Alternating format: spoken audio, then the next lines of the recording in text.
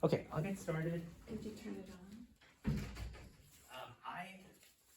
My voice is a little bit, just kind of getting over a cold this morning, so if you need to sit closer so you can hear me, please do that, because I might struggle with volume today, but we have a lot of content. Oh man, I'm so glad that there's still some people in the class. I was telling Miss Claudia that I've done things like this before, and normally I just had one student left for, the latter half of the class. So if we have 5 people, I think we had 6 people last week. That's great. That's like 5 times better than I was expecting. But I do want to say it's week 6 of Greek at Bear Creek. We've done a lot. Next week is the last week, so we're almost done. What scares people off? Is it saying that or recognize it? Do you know why people just? We can get into it. We can. But I wanted to think of this as a sprint, right? This has been a sprint, 7 weeks, covered a lot of material. You gotta just look at the finish line and you can't stop, right? So I'm gonna start. Ego archo tomathima. Could you all repeat that with me? Ego archo tomathima. Week 6, we did up to verse 3 last week. We'll get up to verse 4 this week. Next week we'll get to verse 5. That'll be probably where we'll end. And I'd also like to talk to you about some resources that you can use to continue studying Greek afterwards. And hopefully, if we get time, I'd like to hear from you all a little bit. How much you think you've learned, and just kind of reflecting on this experience. It's kind of a novel thing, I think, to teach an intro crash course Greek class on Sunday morning. Certainly the first one I've been to, so I'd love to hear how it's been for you all. Okay, last week, really quick review. We talked about some vocab. So for these verbs that we used, we all know imi, right? Ego, imi. And we have some forms. Esteem is how you talk about other people. In is how you talk about other people in the past. Then we learned this word, ginome. Ginome is how I talk about myself. Does anyone remember what that word, ginome, meant? Become. It means to become. And if you use it by itself, it means to come into being, come into existence. And we learned egeneto is the past tense version of that word. We also learned some nouns. So we learned aftos, afti, afto. And that is the generic way in Koine Greek to say he, she, or it. So that is the masculine, feminine, and neuter versions of those words. We learned utos, that's how you point at things. It's like saying this. And then we talked about I, archi, and old logos. And then we talked about some prepositions. So pros, dia, horis. And then I mentioned is, apo, and. We'll work on these some more later. As far as grammar goes, the really big thing that we've talked about a couple of times, and this is one of the major, I would say, pillars of Greek, is how nouns work. We're not able to get to a lot of things in this class, but understanding how nouns work and how cases work took me such a long time. It probably took me, having the full explanation taught to me. First time, I didn't get it. Second time, I didn't get it. Third time, I finally started getting it. And then about a month into the class that I was taking, I finally started getting a feel for when do I use a specific case. Not just grammatically, there are all these forms and there are all these uses, but getting a feel for them. I keep using this example of someone saying, me go to the park. It just feels wrong. Whereas if I asked you, could you give me, a dictionary definition of when you use me, you might struggle with it as a native speaker, but you hear it, you know when you see it.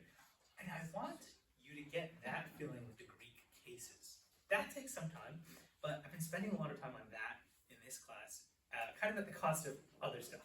So we looked at the different forms that a word takes when it's in a certain case. So we have otheos, o logos, and we have a lot of masculine words that end with os. And I was saying that in their me case, we have ton theon, ton logon. That on ending is the same. And in the my case, we have this u ending. So tu theu, tu logu. I also mentioned there's a fourth case that we haven't spent too much time on because it doesn't have a direct English analog, but this is its form. It kind of uses this weird omega with this is called a iota subscript because it's It looks like a little Yoda underneath it. I haven't really talked too much about it, but it does exist. We might get to it in our final week. But if not, I just want you to know that there's a fourth case. It exists, and that is what it looks like. It kind of has this weird Yoda with the goatee coming off of it. The final thing that we spent a little bit of time talking about is that prepositions govern nouns. So if you have a preposition in a sentence, in a clause, it changes the noun that it affects.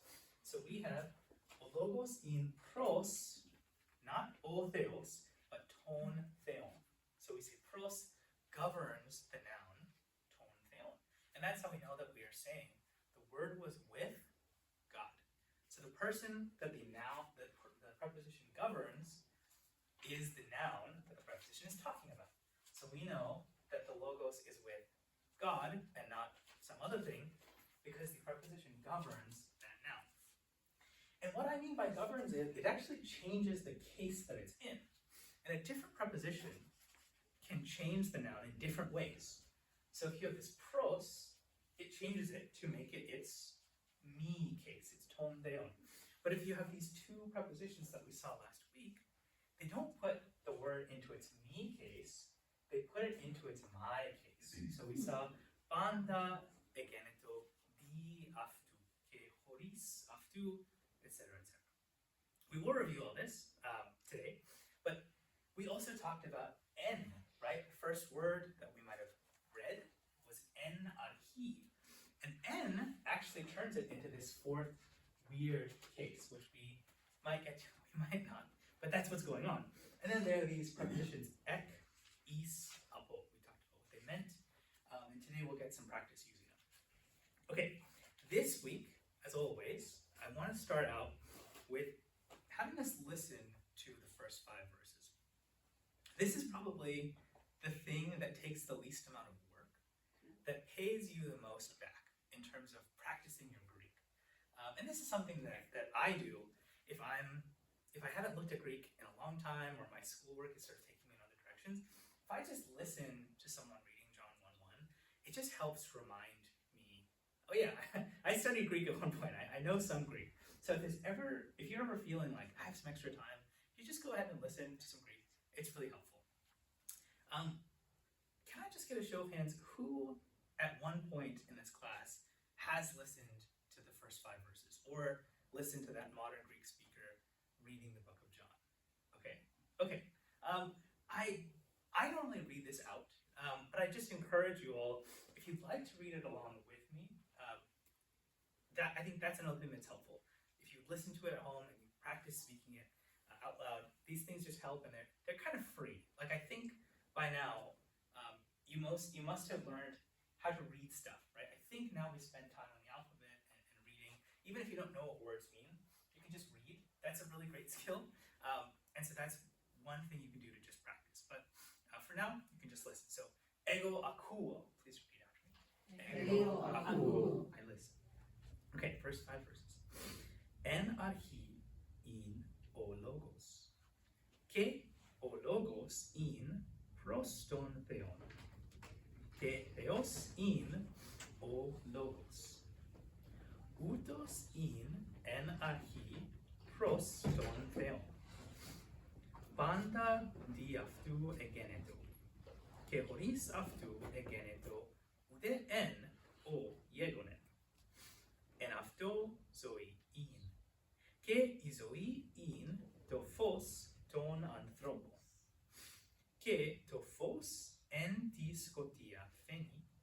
Ke scotia afto u catelamen.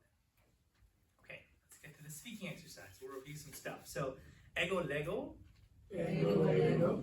Okay, I want us to practice cases. What I was saying earlier is it's hard sometimes to remember grammatical rules. But the way with English that we sort of feel when to use I and when to use me, it would be easier, it would be great if you got to that point with cases in Greek. You just kind of felt what was right.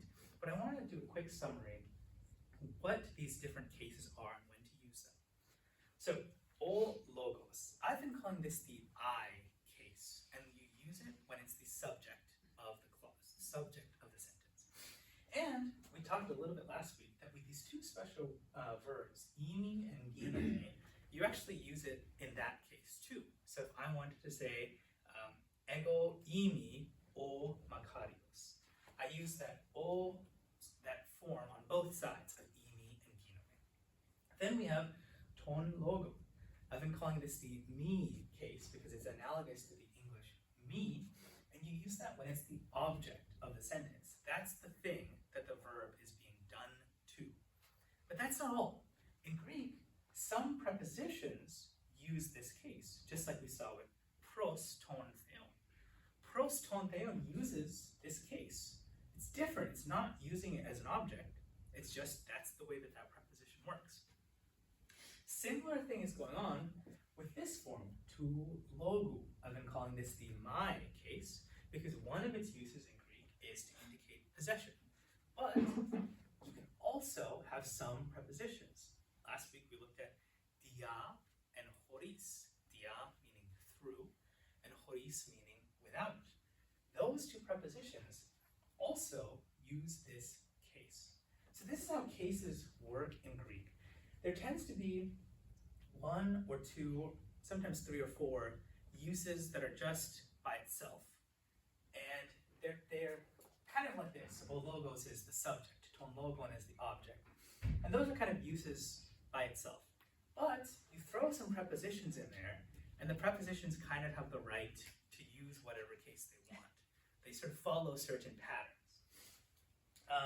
This fourth case, to logo, it doesn't have a great English equivalent. It's kind of similar to saying in English like to me or for me. It's not quite lining up. So I'm not going to get into the purpose of this case so much, but some prepositions use it. So that's what I want you to get out of these cases, is that they kind of have a primary use. If you see it by itself out in the wild without a preposition, you think, okay, how is it being used? But any preposition can change it also. Some prepositions actually might have multiple cases. So some, like we've seen them kind of matching up with one. Pros goes with ton logon, or dia goes with to logo. But sometimes the same preposition, if you put it with this case, it means something different than if you put it with this case.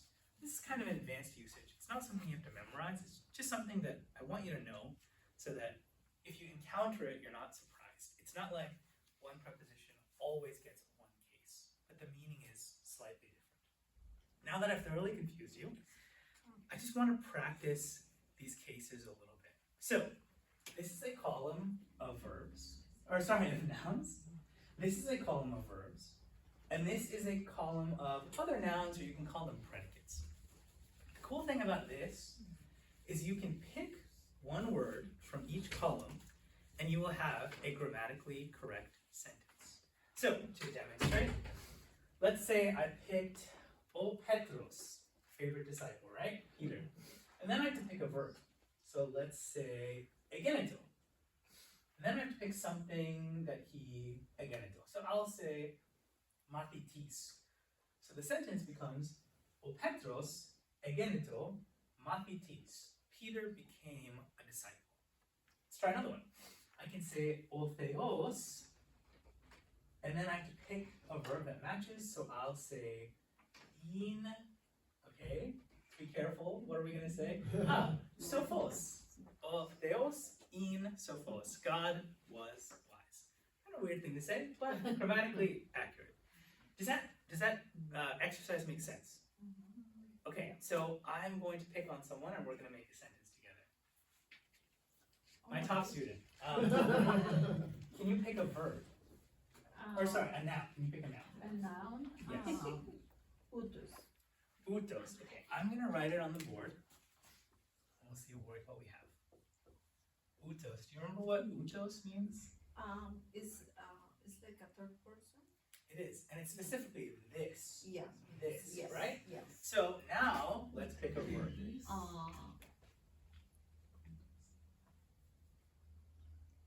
Oh wow, I think I picked the wrong one. Okay. Egeneto. All right. Egeneto.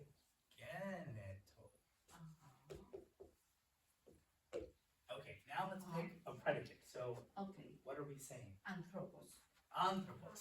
Yeah. Okay, good.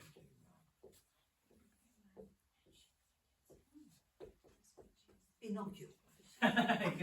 Good memory, exactly. Okay, can you read this full sentence for us? Yeah. Outos egeneto anthropos. Exactly, great. So imagine we had a picture of, or maybe Pinocchio sitting right here. You could say, Outos egeneto anthropos. This guy wasn't always a human, but now he is. Okay, well done. Yes. How come there's no, anthropos? How come there's no article in front of anthropos? That's a good question. So we talked about this a little bit earlier, but if I say o anthropos, it's kind of like saying I am man with a capital M. Like I represent the archetype of man or something. If I just wanted to say I am a man, Greek at this time, Koine Greek doesn't have what we'd call like an indefinite article. So it has the, but it doesn't have a. And so the way that you communicate, if I want to say like I'm a human, it doesn't have a word for that. So you just don't put the article. So that means a. You can think of it that way, yes. Yeah, it's almost like you're describing what species he is. Okay, excellent. Who wants to do another sentence? Wow, okay. You guys are kind of a pair, a team, And right? use my voice. Yeah. The mouthpiece and the, Support. yeah, Use my voice. exactly. That's right. Okay, so who wants to pick a noun?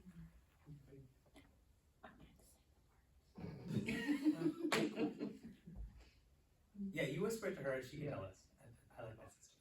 Otheos. Oh, Theos. Okay. Good. Okay. The guy. So, oh, there's the God, so. So this is in English. the- In English, we don't use the article as often, but what we do is we capitalize things. So O Theos in English would be God. If you were like a polytheist, you wouldn't really do the same thing. You'd have to specify somehow, you know? Okay, so O Theos is our noun. Doctrinally, I'm just gonna say everyone gets carte blanche. We're just doing grammatical exercises here. But don't say anything. I was trying to find something. Don't say anything blasphemous. I don't think I put anything blasphemous up here. Okay, let's pick a verb now.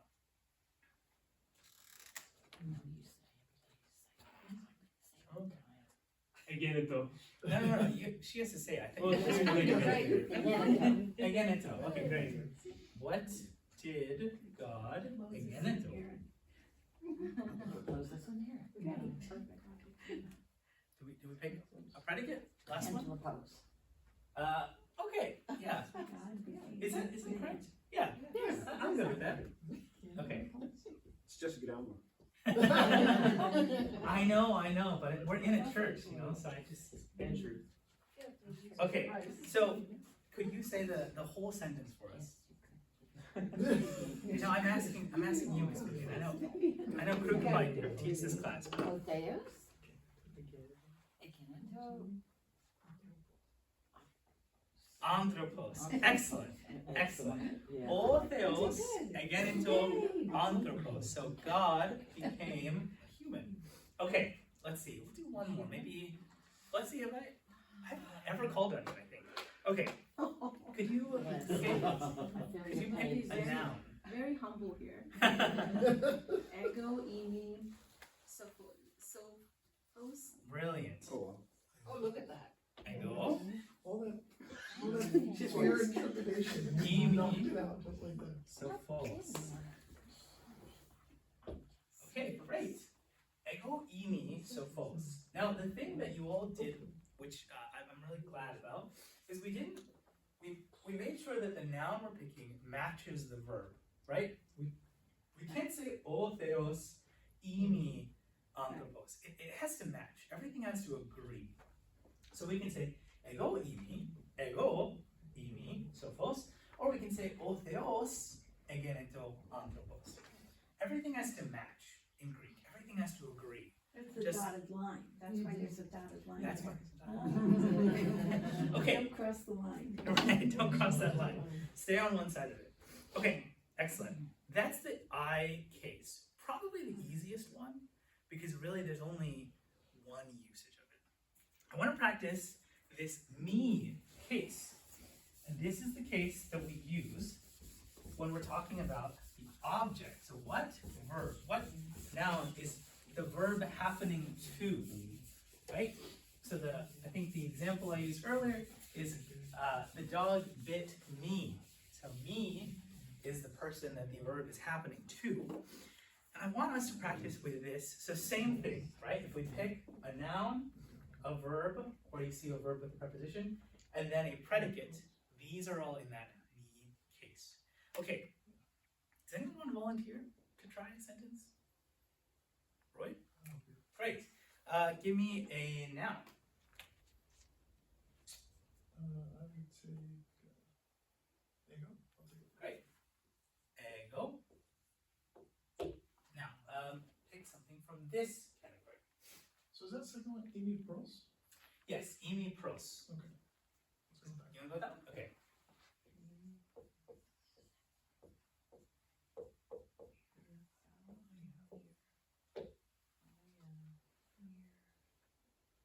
Ton logo. Okay, ton logon, right? Ton logon. Yeah, I got that. Yeah, because I think fast. Okay, could you read that whole sentence for us now? Get out of your way. Ego, Amy Pros, Ton logon. Ton logon. Logon, I still do it. I still do it. Logon. Good. So Roy is saying, I am with the word. Brilliant. Okay, let's try another one. Who wants to try another one? Yes, Amin. Give me a noun, please. Otheos, Otheos. ni epos, Which one? Oh, in. Yeah. In. Yes. Okay, we want that one. In. Pros. to logon. Good. Ton logon. Ton logon. Okay, Naveen, I want you to read this whole sentence and really be careful about where you're pronouncing that accent. Otheos, ni epos, to logon. Okay, let's take it one sentence at a time, one word at a time. Otheos. You see that? Otheos, This word is in, epos, and this is pros. pros, okay. Pros. So say these two. In pros, Pros, and this is ton logon. ton logon. Great. So can you give me that whole sentence? Otheos, epos, This is pros. Pros. pros, okay. That's a tough one. I know. It's got that R in there. So go for it. Try it. Otheos, epos. No. There's no vowel here. Okay. So this is Pros, okay, got it. pros. Pros. Exactly. Okay. One more time. I need you. Otheos, pros, to logon. Brilliant. Ton logon. Otheos in pros ton logon. Excellent. Sounds Excellent. like God was split with God. This is God was with the word. Exactly. Okay, let's do one more. Let's do one more. Does it sound right? What's that? That is grammatically right? Grammatically, that is right. It just doesn't sound right. That's because you're used to hearing John's words slightly Yeah. different. Would you like to do it? No, Okay. Which noun would you like to pick? Old Petros. Okay, O Petros. Let's say And that is Peter's name in Yeah. Greek. So that's a Petros. Yes, that is it. little, what would you call that word? Which Is it Petros? Yeah, Petros. Okay, and then can we do a verb? I guess you said the one. And Pro? Yeah, in pros. Pros. Okay, and then what?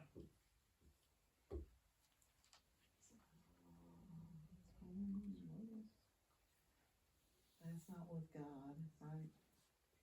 Peter was, I'm trying to get something, I mean, you can pick any of them, right? Yeah, you can pick any. It's just a grammatical exercise.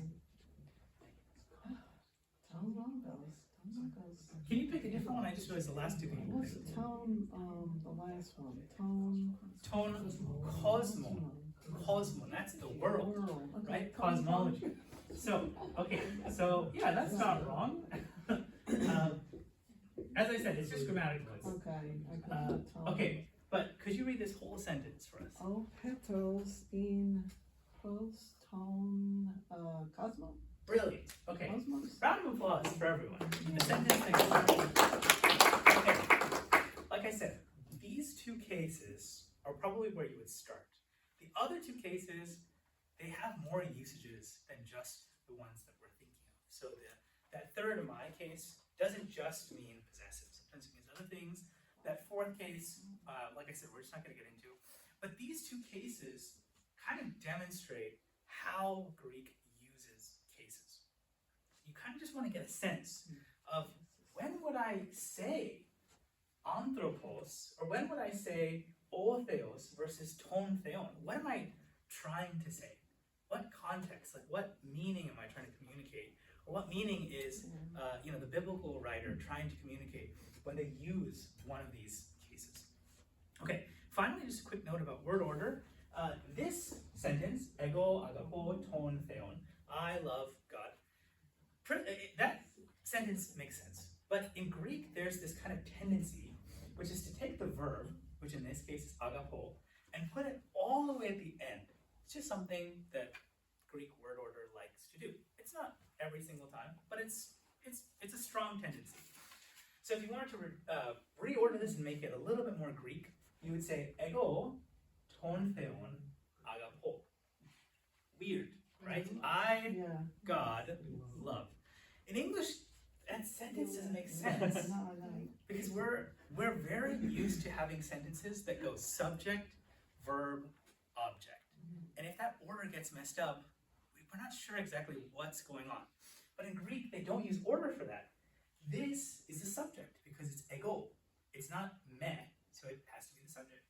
This is ton theon. It's not o theos, it's not tu theos, so it has to be the object. And this is the verb, and specifically this is the I form of the verb. So there's no confusion here, even though this is different from this. That's why Greek word order can be flexible. Something like this makes total sense to a Greek. To even use students now, because you know that these cases give you that information, that in English we use word order to convey. Okay, any questions about cases? Okay, I am painting with a broad brush, but as I told you, it took me like 3 separate explanations in 3 separate Greek classes before I really understood what I was looking at. So repetition and just kind of familiarity and input really will help you with these things. Okay, I'm gonna get, oh yes, question. Just 2 seconds on the agapo. Is that an accent or is that a breath mark on the O? This is an accent. It is an accent, so it's Yeah. agapo. It is, exactly. Good. This is so there's 3 actions. We have this one, Yes. we have this one, and we have this one, which sometimes look like a squiggly, sometimes looks like a half moon. Okay. But it's the same accent. The breathing marks are always at the beginning. Oh, okay. So this is a breathing mark, and a breathing mark is never anywhere else. They're always at the beginning of vowels, but you don't see this one as often. Okay. We're gonna practice prepositions a little bit. We've covered a lot of prepositions. Some that are in the text, so pros, dia, horis, en, of course. And then there's some other prepositions that I talked to you about last week. So we talked about ek, which means out of, is, which means into, and apo, which means away from. So I have an exercise to help us practice these prepositions. Okay, and I'm going to teach you a word.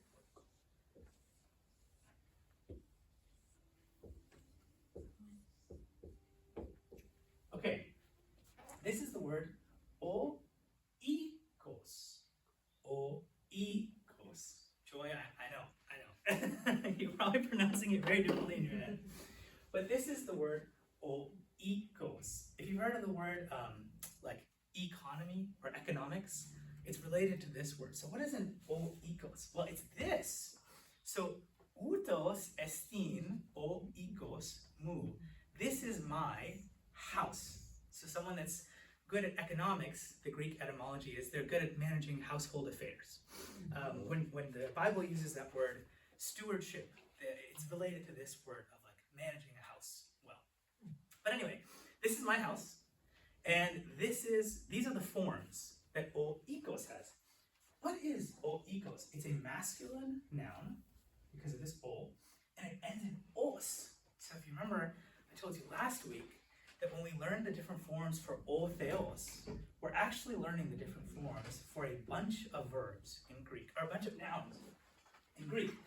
And so o ikos, ton ikon, tu iku, and to iko are all the same forms as the ones we learned for o theos, o logos. It's a pattern. It's pretty consistent. So when you see a new word, you actually already know a lot about it. If you know that it's masculine, which the article tells you, and if you see that it ends in an os, you have a pretty good sense of, okay, I'm in familiar territory here. Okay, why am I giving you all of these? Because I want to practice using these prepositions. So I'll show you what I mean. Ego, right? Erhome. Erhome means like to come or to go. It's this default Greek word for motion. So you could in English we have like come and go that are separate words, but a Greek erhome actually kind of combines both of them. And depending on the context, you would translate that as he came toward his house or he went away from his house or whatever. But erhome is great because a lot of these prepositions have to do with motion. They have to do with physical motion. Pros is a good one.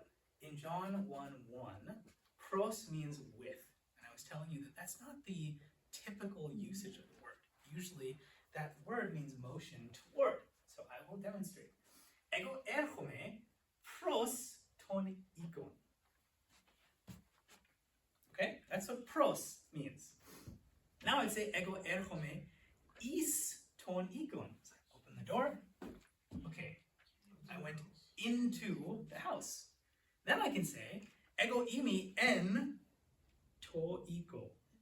Ego imi en to iko. Then I'm getting a little bored, so I'll say ego erhome ek to iku, and then I got somewhere else to be. So I say ego erhome apo to iku. Does that make sense?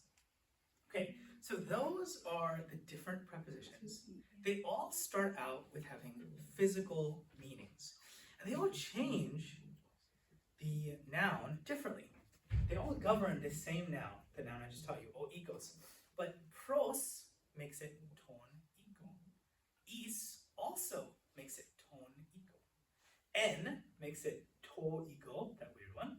Ek makes it tu iko. And apo makes it tu iko. Okay, I'm not expecting you to memorize all these.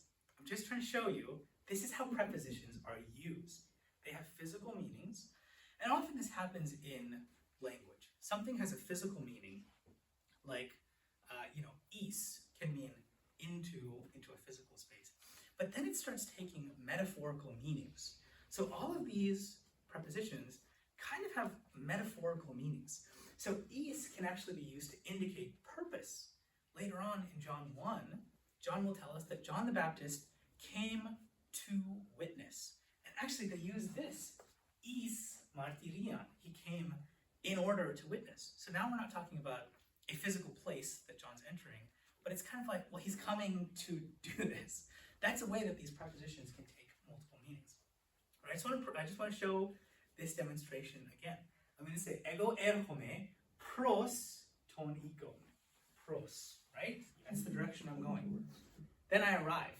So I say ego erhome is ton ikon.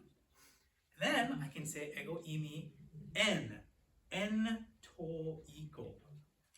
Great. Now I have some place to be, so I say ego erhome ek to iku.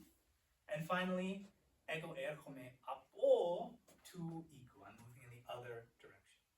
Okay, so what I'd like you to do is similar thing, right? But you'll get to control me as a human puppet.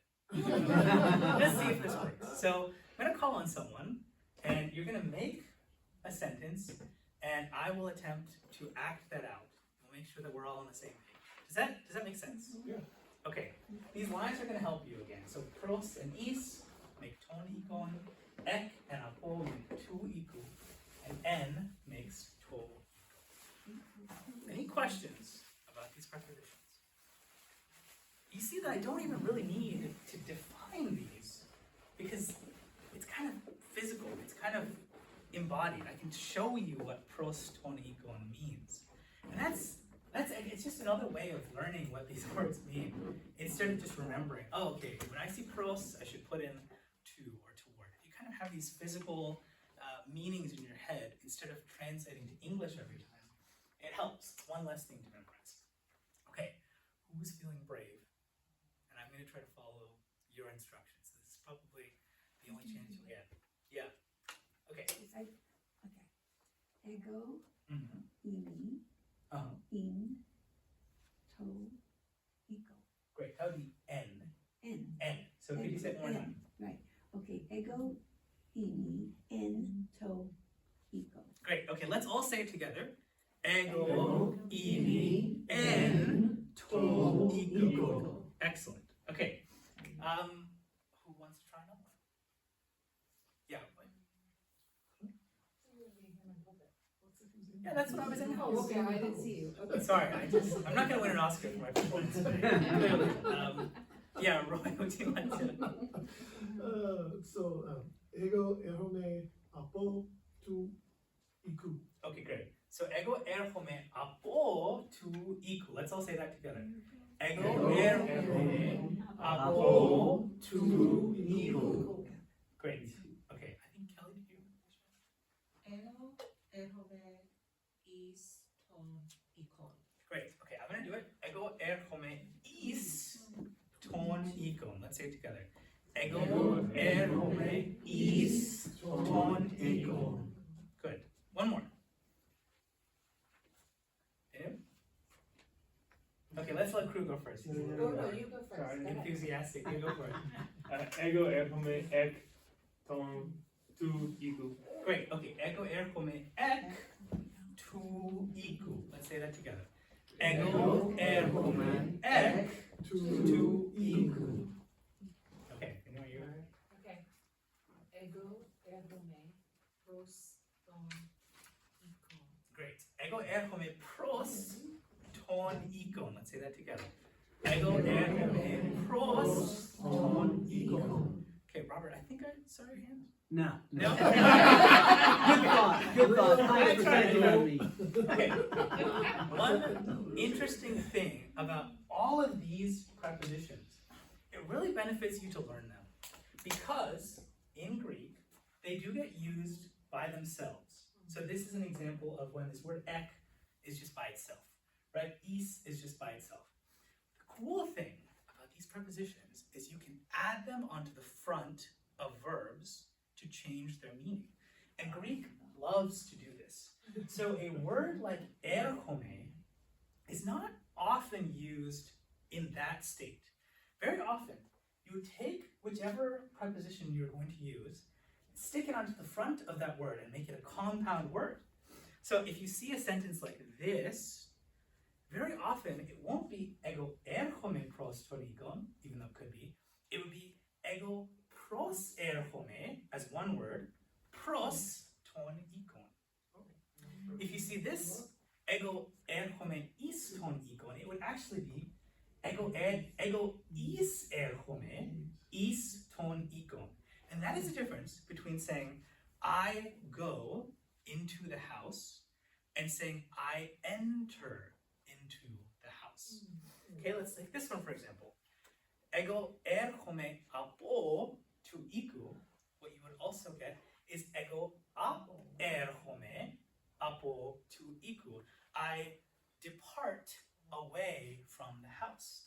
So the cool thing about Greek is that if you learn one word and learn 5 or 6 prepositions, you actually learn 6 different verbs. And this has been one of the moments of Greek that I felt like, wow, I actually know something. When you see a verb for the first time and you know what it means, because you can break it apart into its components and figure out, oh, okay, so ap erhome, apo tu iku, that must be a word that means erhome apo, right? It's pretty simple. But there are a lot of verbs in Greek that take kind of a base verb and add a preposition on, and that changes it. And just as these prepositions have physical meanings and metaphorical meanings, sometimes the compound word gets kind of a metaphorical meaning change. I'm not going to go more into detail about it, but it is one of the reasons that Greek has such an interesting vocabulary, because a lot of its words are compound words. In some cases, you can combine two of these prepositions and stick both of them onto the front of a word, and that changes it again. It's crazy. Even with this word imi, there is a compound. So instead of saying ego imi en to iko, I can say ego en imi en to iko. So these prepositions are incredibly versatile. They kind of make you feel like you're getting more bang for your buck. Because if you know what en means by itself, every time you see en at the front of a word, you get a little bit of insight into what that word means. Okay? Okay, that's prepositions. Any questions? Okay, good. Final kind of point. I want to talk about nouns a little bit. When you see a noun, there are a couple of questions you can ask. So if we say o logos, e zoe, to phos, throw back to week 1. What did I teach you? That Greek nouns have a different gender. So if I see a noun, I'm allowed to ask, what gender does this noun have? This has a masculine gender. This has a feminine gender. And this has a neuter gender. Okay, so these are attributes of a noun. Here's another attribute. If I see o logos, ton theon, and tu cosmo, I can ask, what case is it? Right? So this is the I case, this is the me case, and this is the my case. So it's another question when you see a verb or a noun, you can ask to help you better understand what's going on. There's another attribute. If you see the word man and men, or woman and woman, what can you ask? This is called number. And this is you're asking, is this noun a singular or a plural? Right? So if we have the word men, we're expecting a plural meaning. And so everything else in the sentence has to agree with that. But if we see the word woman, spelled with an A, we're talking about one woman. So everything else in the sentence has to agree with that. The same is true with Greek nouns for all of them. So if man is o anthropos, how do we talk about multiple men? We can't use the same form. This is a different form. This is e anthropi. And again, it's the same system. We have a stem, anthrop, and we get an ending. And the article also has to change.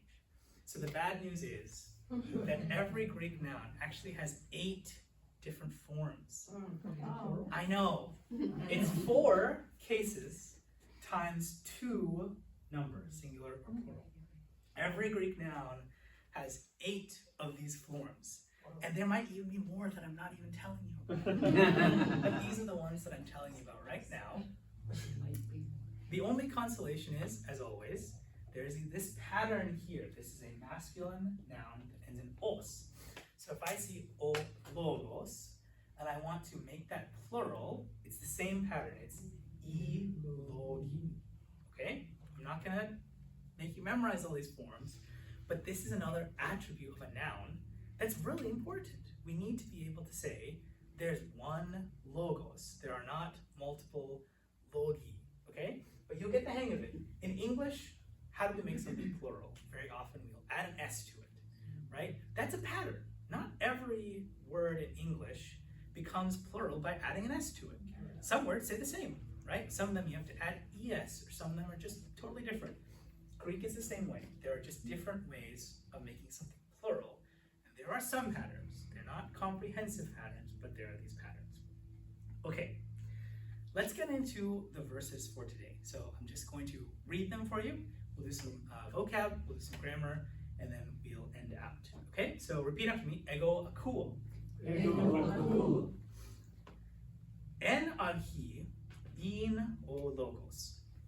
Και ο λόγος in προς τον Θεόν. Και Θεός in ο λόγος. Ούτως in εν αρχή προς τον Θεόν. Πάντα δι' αυτού εγένετο. Και χωρίς αυτού εγένετο ουδέ εν ο γέγονεν. This is our verse for today. Εν αυτό ζωή in. Και η ζωή in το φως τον άνθρωπο. Okay, repeat after me. Ego manthano. Ego manthano. So we'll start with the vocab. If you look at this verse, there's actually only two words that you have not encountered before. So we'll go over those. And after zoe, in, we want to know what e zoe means. And then we have in to phos. We want to know what that one means. Let's start with e zoe. Based on your knowledge of John 1:4, what does this word mean? In him was life, right? So e zoe means life. And there's a verb that goes along with this, to zao, which means to live. If I say, I live, I don't die, I live, I would use a verb that comes from this word, e zoe. Now, let's just think about what Greek knowledge you might already have from knowing English. What is biology? Study of life. There's actually two Greek words that mean life. We have e-zoe, which is the one that John is using, and then we have o-vios, o-vios. So biologia, biology, is the study of life. Why does Greek have two different words for life? And what is the difference between them? Because John is using e-zoe. Now, I'm not going to try to overstate the difference between these two. In common speech, in literature, sometimes these words are used interchangeably, not a big deal. But if we look at kind of the differences between them, if we had to pick a difference, there actually is a pretty clear difference that's picked up in, I would say, most dictionaries, most lexicons. What if you were using the expression, that's life? What are we trying to say? Life is kind of difficult sometimes. That is ovios. But if I said, oh, he brought life to this community, that is e-zoe. Slight difference, slight difference. But if I said, I want to tell you about my daily life, I'm kind of talking about ovios. These are the things that I do all the time. But if we say, help this be a fertile year, the rain, I want it to bring life to the soil, I'm kind of talking about e-zoe. Again, I'm not trying to overstate the difference. But there are these two words in Greek, and they're used differently. I found one Latin footnote that translated ovios is the life that we live, but e-zoe is the life by which we live. Mm-hmm. So I kind of like the English word vitality for e-zoe. It's kind of the difference between a living thing and a dead thing, is that a living thing has e-zoe, whereas ovios is kind of like, this is what we do. This is how we live. That's the kind of, yeah. In Deuteronomy, when they're like, don't drink the blood, for that's the life force. Is that Zoe? I'm guessing it is. Okay. I'm guessing it is. When Jesus talks about living waters or eternal life, it's this word, e-zoe. I would have to look that up, but I'm guessing that's the case. Okay. Now we want to talk about tophos. Again, just based on your knowledge of John 1:4. In him was life, and the life was the light. Exactly. men. The light of men. So this word tophos is light. Now I found a really interesting discovery. I was looking up the word tophos in the dictionary just to kind of see. And, it says light, especially daylight. So this is where the term photo comes from. Photography is to write something with light. But I found something really interesting. If you see this highlighted section, in poets, frequently in phrases concerning the life of men. That's interesting. And it actually lists a ton of examples, not in the Bible, but in Greek poetry. So I stole a line from the Iliad. This is your first time looking at a line from the Iliad. Achilles' mom is talking about him and describing him as such. Zoi ke orafaos ielio. She's saying Achilles lives, so this is a verb that comes from izoi. Achilles lives and he sees the light of the sun. This is a description of Achilles, which is meant to say these two activities are the same thing. This is a common Greek rhetorical device. It's called zoigma. It's basically when you take two things and by linking them, you equate them. So it's kind of just a poetic way of saying, my son lives. But instead of saying, my son lives, she says, he lives and he sees the light of the sun. And it's really interesting. I saw other sections in poets where instead of saying someone dies, they say he no longer saw the light of the sun. Or when saying someone is born, they say, oh, he comes into the shores of light. So there's this interesting kind of Greek idea that already links life, izoi, and tophos. I didn't know that before researching for this class. There's something useful in some of these dictionaries. But I think, I don't know, I like to think that John knew all these things. The way that something like the Iliad exerts influence on the Greek language is the same way that like Shakespeare and Milton have exerted influence on English. They've really affected the way that those words mean, the way that we use those words. So that's an interesting connection between izoi and tophos pre-existing the Bible. Okay, we're gonna get through the grammar really quick. There's not a ton of it. First, I'm gonna focus on this section, en afto zoi in. Now we know en is a preposition. It governs afto, right? So aftos is the normal version of the word, but it makes it that weird fourth case. It makes it en afto. What is it saying? I'm just rewording it. It's saying that I zoi in en to logo. That's where it is. The life is in the word. So now we can break this apart. En afto is the preposition. Zoi is the subject, and in is the verb. So I've reordered it to make it a little bit easier to see. Izoi in en to logo, which is what afto is standing in for. Okay. Final thing is this. Tophos ton anthropo. If you look at this phrase, you say, okay, I just learned what tophos means. It means light. This ton anthropon, you haven't seen it before. You're probably thinking, well, it sounds really similar to o anthropos. So it must be related to o anthropos. So if we focus on this word, it's a noun.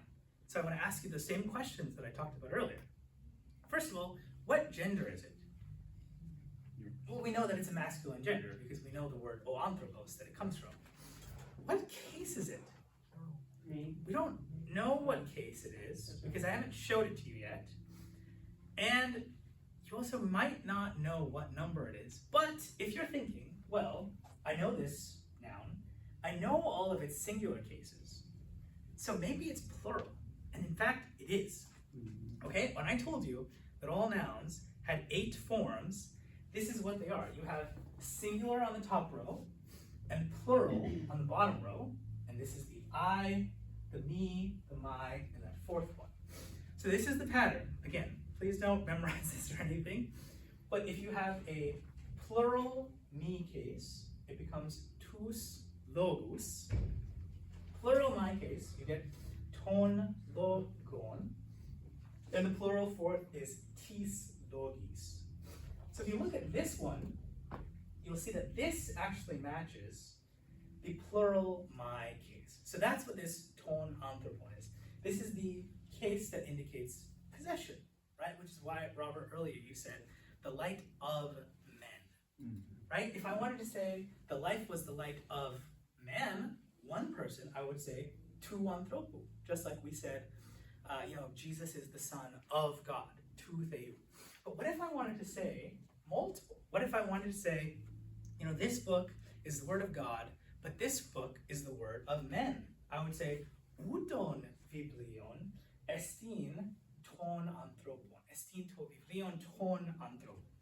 So that's what this is. So now we can ask those questions again. What gender is it?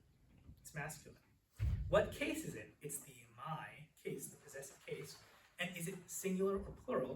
Now we know that it's plural. Okay? So I'm just going to end with a few paraphrased statements about the logos culled from the first 4 verses of John that now we should be able to understand. O logos in en archi. Και ο λόγος in Theos, και ο λόγος in pros ton Theon. Πάντα, everything, egeneto dia tu logo, through, en to logo in I zoe, και I zoe in to phos ton anthropo. Okay, if that all makes sense, go to read the first 4 verses one more time, and then we'll be dismissed. Listen carefully. And I want you to listen for those prepositions, because now we know all the prepositions being used. En archi, in o logos, και ο logos in pros ton Theon, και Theos in o logos, ούτως in en archi pros ton Theon. Πάντα δι αυτού εγένετο, και χωρίς αυτού εγένετο ουδέ εν ο γέγονεν, εν αυτό ζωή είναι, και η ζωή είναι το φως των ανθρώπων. Okay, Irini, Imin, well done. That was a dense class. But as I said, we're sprinting to the end. Last week, next week is the very last week. So we gotta keep going, gotta keep the pace. Thank you so much for bearing with me. If you have any questions, I can stay after, but I'll officially end the class there. Lectures are online. Please watch them again if you want the reminder. Go to these resources if you want to listen to some people reading Greek. And again, it's a very simple task to just like listen to these, and every time the guy says en or pros or is or ek or apo, just listen for that. You don't have to know what any of the other words mean. So if you just listen for those prepositions, you'll know something about what's going on.